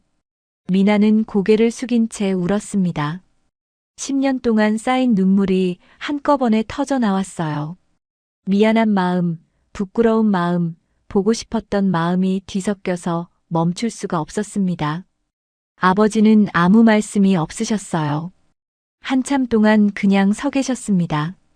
어머니가 먼저 다가와 미나를 일으켜 세웠어요. 일어나. 바닥에 무릎 꿇지 말고. 어머니도 눈물을 글썽이고 계셨습니다. 미나를 붙잡고 한참 동안 등을 쓰다듬어 주셨어요. 아버지가 입을 여셨습니다. 아이는 어디 있냐? 미나는 그 말에 고개를 들었어요. 밖에요. 밖에서 기다리고 있어요. 아버지는 말없이 가게 문을 열고 밖으로 나가셨습니다. 잠시 후 승호 손을 잡고 들어오셨어요. 승호가 낯선 곳에 와서 어리둥절한 표정이었습니다. 엄마, 여기 어디야? 이 할아버지 누구야? 미나가 승호 앞에 쪼그려 앉아 말했어요. 승호야, 여기 할아버지가 승호 할아버지야. 엄마의 아빠거든. 그리고 저기 할머니가 엄마의 엄마야. 승호는 처음 보는 외할아버지와 외할머니를 어색하게 바라봤습니다. 아버지가 진열대에서 빵 하나를 집어 승호에게 건넸어요. 먹어봐라. 승호가 빵을 받아 한 입 베어 물었습니다. 씹다가 눈이 커졌어요. 맛있다. 할아버지가 만드신 거예요? 그 말에 아버지 표정이 조금 풀렸습니다. 완전히 웃지는 않으셨지만 눈가의 주름이 살짝 움직였어요. 그날 저녁 미나는 부모님 집에서 식사를 했습니다. 어머니가 차린 밥상이었어요. 소박하지만 정성이 가득한 밥상이었습니다. 식탁에 둘러앉았는데 어색했어요. 10년 동안 함께 밥을 먹은 적이 없으니까요. 승호만 신나서 이것저것 집어먹었습니다. 할머니, 이거 맛있어요. 어머니가 웃으며 승호 밥그릇에 반찬을 계속 올려주셨어요. 많이 먹어라. 많이 먹어야 키 커. 아버지는 말없이 밥만 드셨습니다. 하지만 가끔씩 승호를 힐끗힐끗 보셨어요. 손자가 귀여우신 것 같았습니다. 식사를 마치고 승호가 잠든 뒤 아버지가 미나에게 물으셨어요. 내 가게는 어떻게 됐냐? 미나는 조심스럽게 대답했습니다. 이혼하고 새로 차렸어요. 작은 가게인데요. 이름은 승훈의 베이커리예요. 아버지가 고개를 끄덕이셨습니다. 가게 이름 잘 지었다. 미나는 그 말에 가슴이 뭉클했어요. 아버지가 인정해 주시는 것 같았거든요. 아버지가 말씀을 이으셨습니다. 내 가게 물려받으라는 소리 안 한다. 내가 만든 거 내가 지켜라. 그게 맞아. 미나는 눈물이 핑 돌았습니다. 아버지는 여전히 말수가 적으셨지만 그 짧은 말씀 속에 담긴 마음을 미나는 알 수 있었어요. 그 뒤로 부모님이 미나를 도와주셨습니다. 어머니는 승호를 봐주셨고 미나가 가게에 집중할 수 있도록 해주셨어요. 며칠 뒤 아버지가 처음으로 미나 가게에 오셨습니다. 가게 문을 열고 들어오시더니 구석구석을 둘러보셨어요.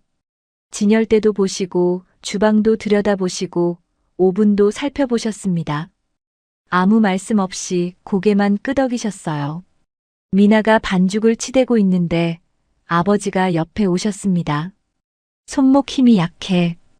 이렇게 해야 결이 살아. 아버지가 직접 반죽을 치대는 모습을 보여주셨어요. 손목을 꺾는 각도, 누르는 힘의 세기가 미나와 달랐습니다. 미나는 열심히 따라했어요. 아빠, 이렇게요? 조금 더 세게. 그래, 그 정도면 됐다.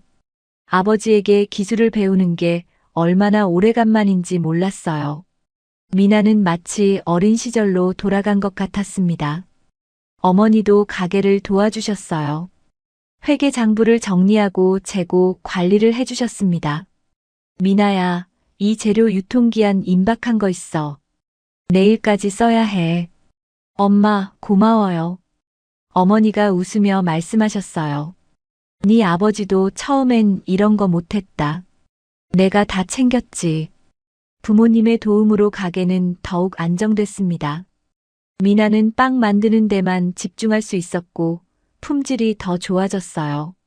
손님들도 눈치챘습니다. 사장님, 요즘 빵이 더 맛있어진 것 같아요. 비결이 뭐예요? 미나는 웃으며 대답했어요. 아버지한테 다시 배우고 있어요. 그러던 어느 날 가게에 낯선 손님이 들어왔습니다.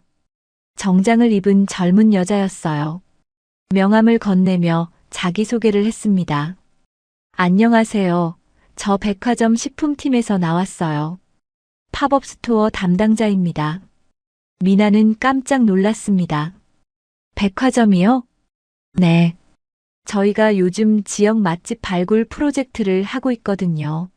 승훈의 베이커리 소문 듣고 직접 와봤어요. 담당자가 고래 마들렌을 집어 먹어보더니 눈을 크게 떴어요. 와, 정말 맛있네요. 저희 백화점에서 팝업 해보실 생각 있으세요? 미나는 믿기지 않았습니다. 백화점 팝업이라니요. 작은 동네 빵집인데 그런 제안을 받다니요. 생각해보고 연락드릴게요. 그날 저녁 미나는 아버지에게 팝업 이야기를 전했습니다. 아빠, 백화점에서 팝업 해보라고 연락 왔어요. 어떻게 해야 할지 모르겠어요. 아버지가 잠시 생각하시더니 말씀하셨어요. 해봐라. 더 넓은 시장에서 평가도 받아봐야지. 그래야 실력이 느는 거야. 미나는 아버지의 말씀에 용기를 얻었습니다. 아빠가 그렇게 말씀하시니까 해볼게요.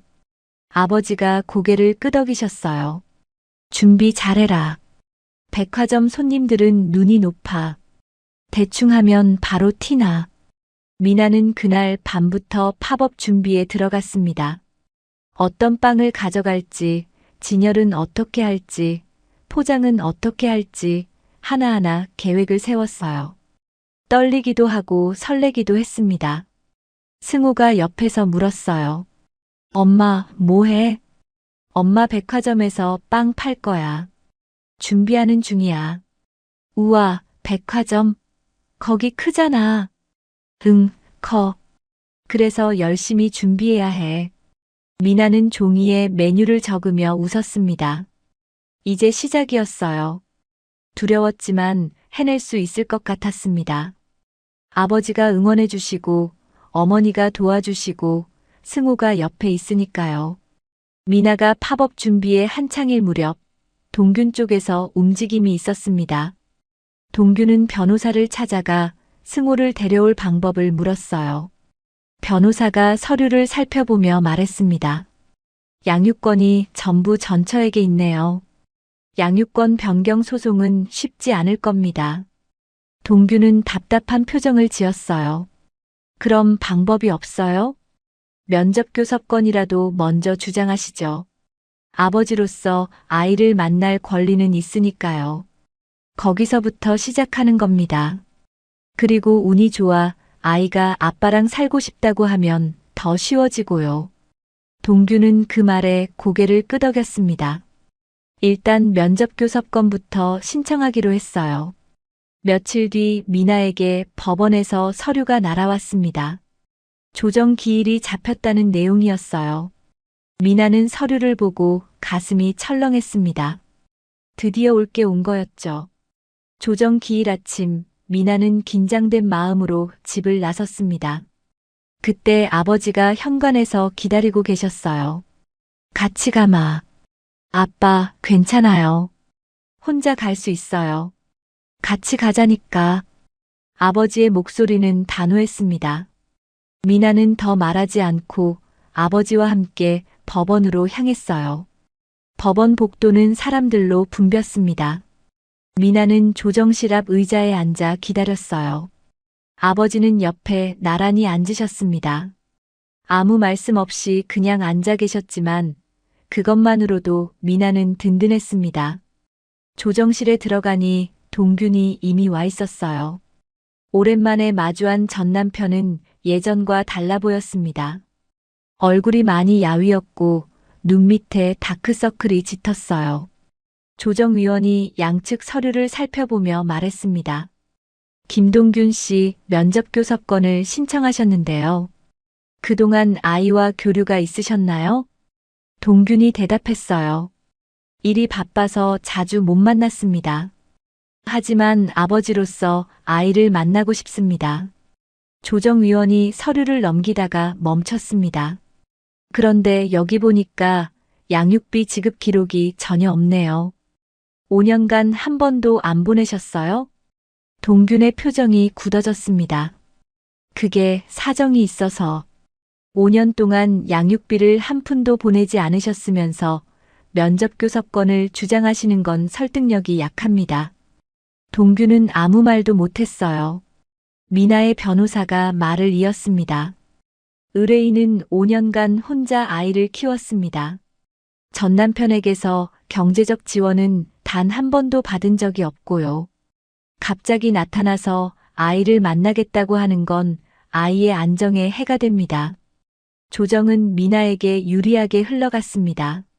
조정위원은 동균에게 먼저 밀린 양육비부터 지급하라고 권고했어요. 법원을 나오니 아버지가 복도에서 기다리고 계셨습니다. 어떻게 됐냐? 유리하대요, 아빠. 양육비 한 번도 안 준 게 문제가 됐어요. 아버지가 안도하는 표정을 지으셨습니다. 말씀은 안 하셨지만 걱정 많이 하셨던 것 같았어요. 한편 동규는 법원에서 나와 집으로 돌아갔습니다.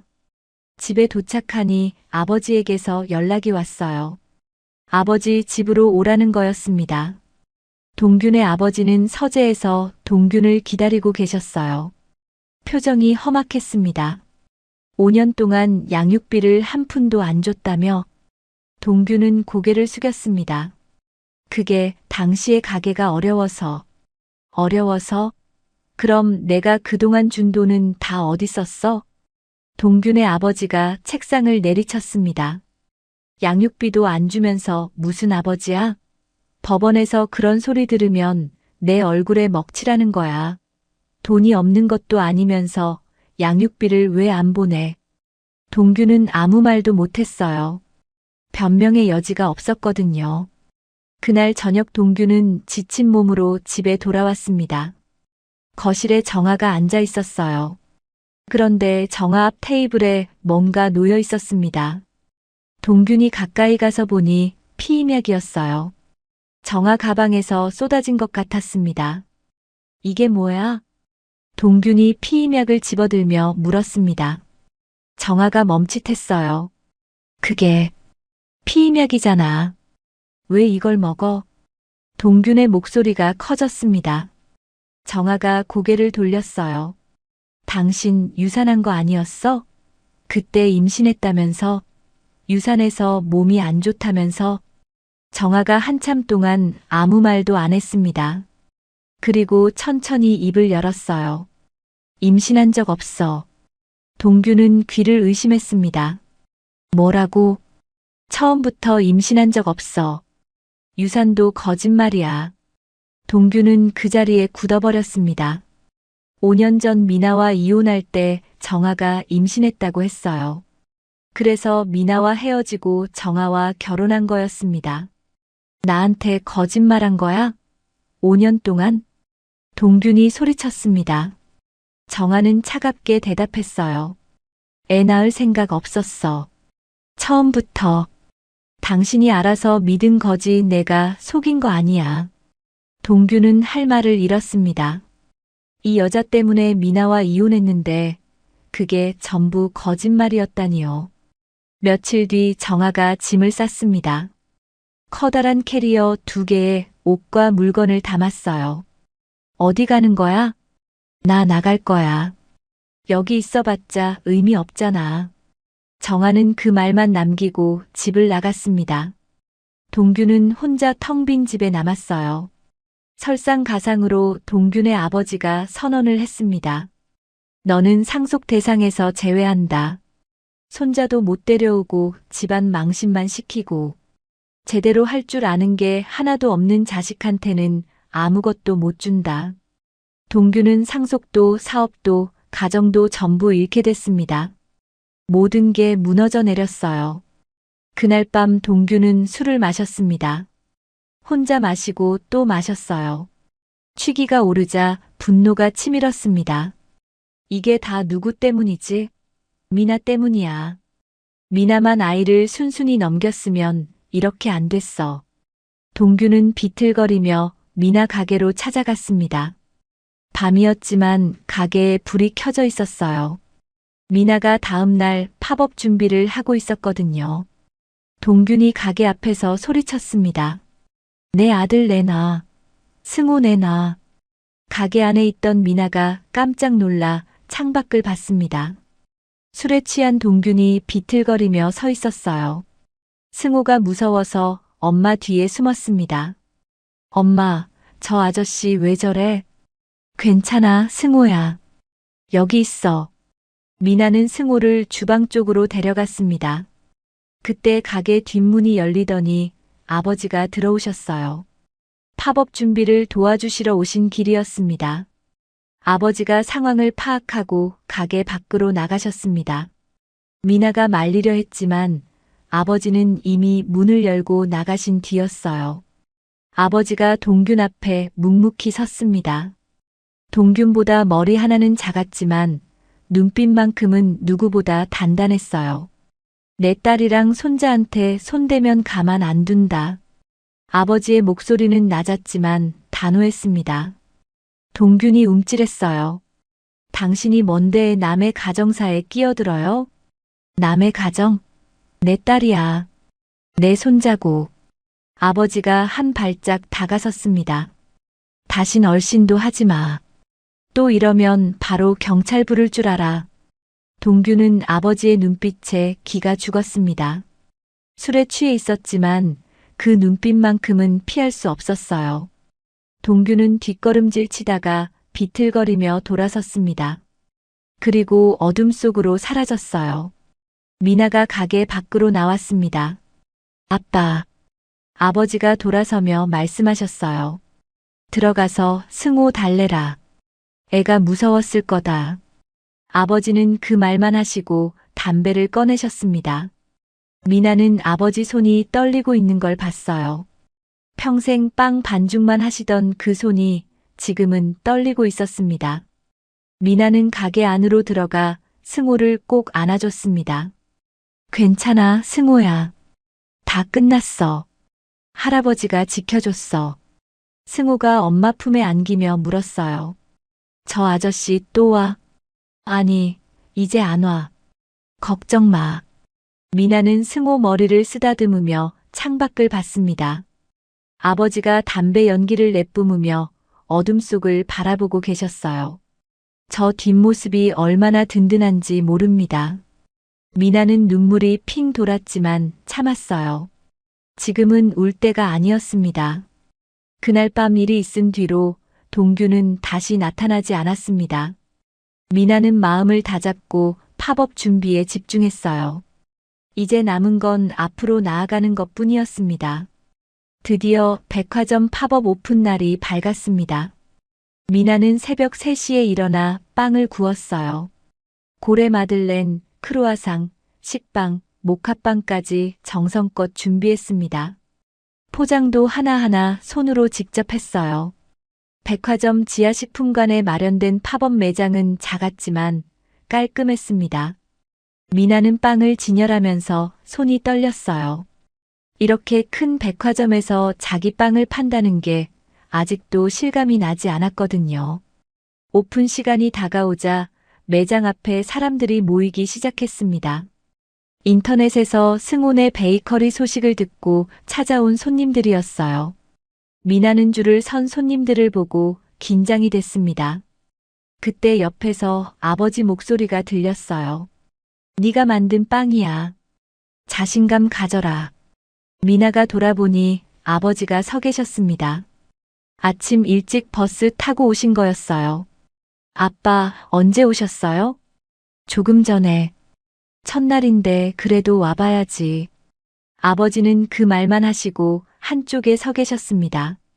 직접 도와주시지는 않았지만 그 자리에 계시는 것만으로도 미나는 든든했어요. 오픈과 동시에 손님들이 몰려들었습니다. 고래 마들렌이 제일 인기였어요. 귀여운 모양의 건강한 재료까지 쓴다고 하니 엄마들이 줄을 섰습니다. 이거 진짜 예뻐요. 아이한테 사가야겠어요. 유기농 재료라고요? 마음 놓고 먹일 수 있겠네요. 점심때쯤 되니 준비한 빵이 거의 다 팔렸습니다. 미나는 정신없이 손님을 맞았어요. 힘들었지만 행복했습니다. 아버지가 슬쩍 다가와 작은 목소리로 말씀하셨어요. 잘하네. 딱 그 한마디였지만 미나에게는 세상에서 가장 큰 칭찬이었습니다. 팝업은 일주일간 진행됐습니다. 하루하루 손님이 늘었어요. 마지막 날에는 오픈 전부터 줄이 길게 늘어섰습니다. 준비한 빵이 오후 2시에 전부 매진됐어요. 팝업이 끝난 뒤 백화점 담당자가 미나를 찾아왔습니다. 사장님, 이번 팝업 반응이 정말 좋았어요. 정규 입점 검토해 보려고 하는데 관심 있으시면 연락 주세요. 미나는 그 말에 너무 기뻐서 몇 번이나 고개를 숙였습니다. 감사합니다. 정말 감사합니다. 그날 저녁 미나는 부모님 집에 가서 팝업 성공 소식을 전했습니다. 아빠, 엄마, 백화점에서 정규 입점 검토한대요. 어머니가 미나 손을 잡으며 말씀하셨어요. 우리 딸 해냈네. 정말 고생 많았다. 어머니 눈가에 눈물이 글썽였습니다. 아버지는 말없이 고개만 끄덕이셨지만 입가에 미소가 번져 있었어요. 한편 동규는 모든 것을 잃었습니다. 아버지에게서 상속 제외 통보를 받고 정아도 떠나고 승호도 데려오지 못했어요. 법원에서도 양육비를 먼저 지급하라는 판결이 나왔습니다. 어느 날 저녁 동규는 예전에 운영하던 빵집 자리에 갔습니다. 이미 다른 가게가 들어와 있었어요. 동규는 그 앞에 한참 서 있다가 돌아섰습니다. 텅 빈 원룸으로 돌아가 혼자 어둠 속에 앉아 있었죠. 자업자득이었습니다. 시간이 흘러 미나의 일상은 평온해졌습니다. 매일 아침 승호와 함께 가게 문을 열었어요. 승호는 이제 미나의 손길이 덜 필요한 초등학생이었죠. 학교 끝나면 가게로 와서 숙제를 하고 간식을 먹었어요. 어느 날 오후 가게 문이 열리더니 아버지가 들어오셨습니다. 손에 장바구니를 들고 계셨어요. 손님이요. 아버지가 진열대 앞에 서서 말씀하셨습니다. 미나가 웃으며 물었어요. 뭘로 드릴까요? 고래 마들렌 5개하고 식빵 하나.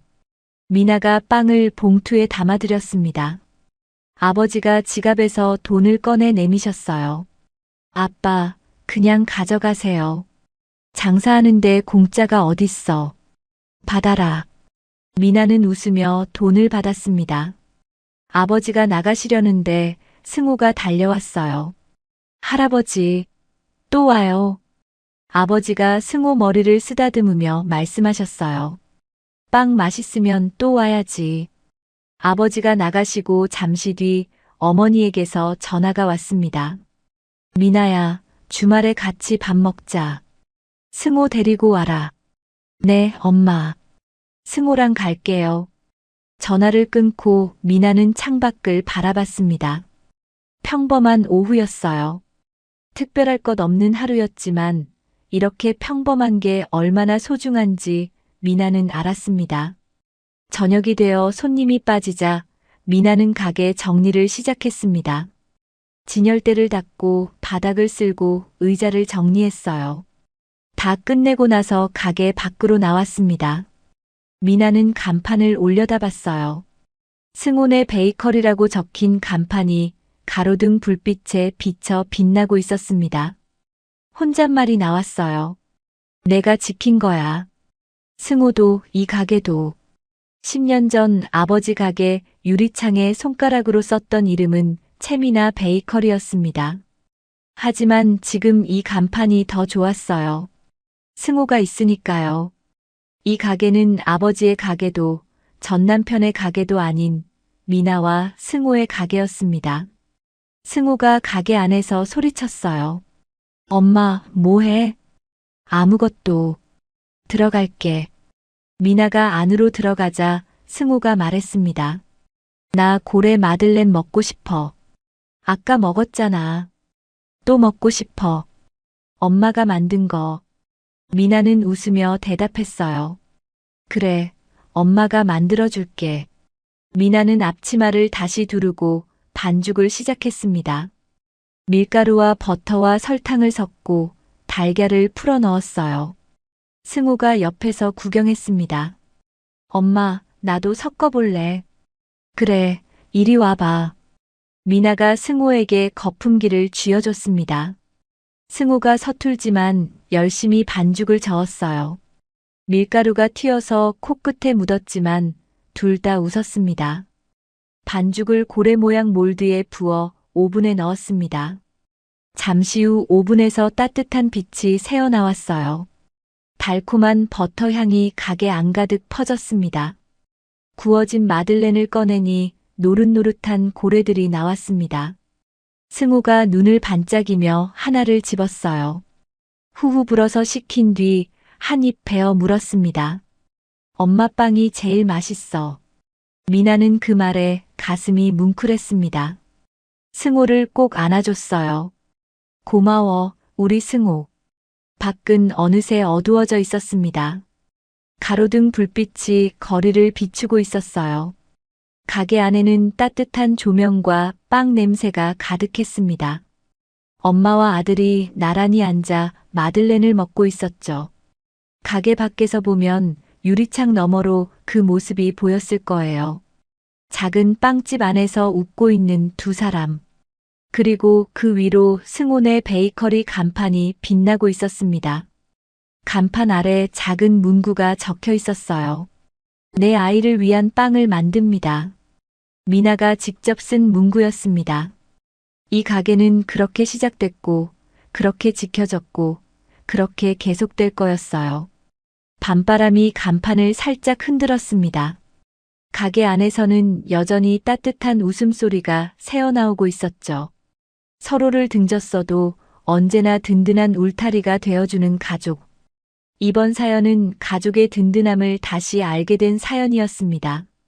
오늘도 함께 해주셔서 고맙습니다. 건강하고 행복하세요.